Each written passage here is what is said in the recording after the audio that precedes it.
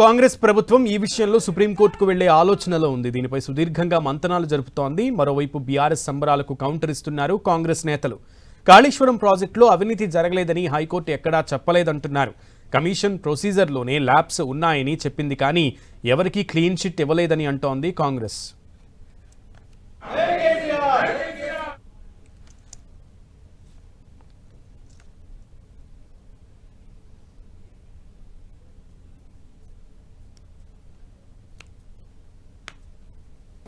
కాళేశ్వరం ప్రాజెక్టులో ముమ్మాటికి అవినీతి జరిగింది. దోషులను జైలుకు పంపించే ప్రక్రియ ఎక్కడ ఆగలేదు.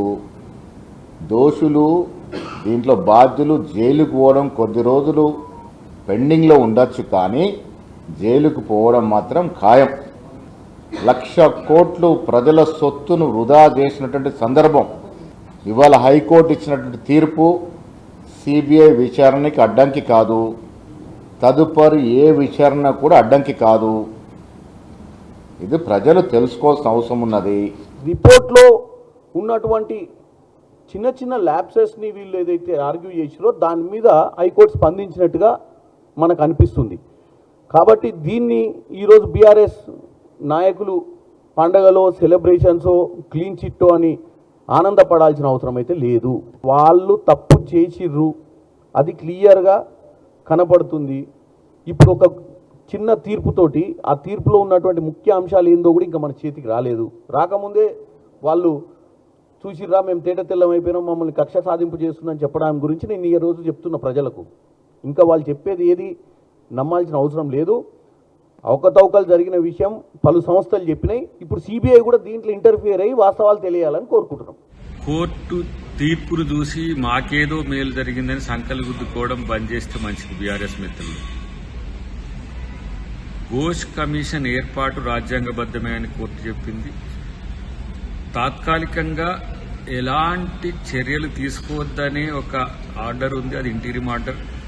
రేపు పూర్తి స్థాయి నివేదిక వచ్చిన తర్వాత, అంటే సిబిఐ నివేదిక తర్వాత కానీ కంపారిజన్ సిబిఐతో పాటు ఘోష్ కమిటీ రికమెండేషన్స్ కానీ కంపేర్ చేసిన తర్వాత తుది తీర్పు వచ్చినాక అప్పుడు మీ దొంగతనం బయటపడుతుంది, మీ అవినీతి బయటపడుతుంది. అంతే తప్పితే ఏదో తాత్కాలికంగా ఇది వచ్చింది మాకు ఇదే సరిపోతుంది, ఇదే ఫైనల్ రిపోర్ట్ అని అనుకుంటే పప్పులో కాలేసినట్టే. సో హరీష్ రావు చాలా ప్రయత్నం చేస్తుండ్రు ఢిల్లీలో ఏ విధంగా ఆ కోర్టు నుంచి బయటపడాలి, లేదంటే సిబిఐ దాని నుంచి బయటపడాలి, బీజేపీ నాయకులతో మంతనాలు, ఇవన్నీ కూడా సమాచారం ఉంది. జడ్జిమెంట్ వల్ల వచ్చే పెద్ద ప్రయోజనం ఏముంది, ఊరటే ఏందో నాకైతే అర్థం కాలేదు.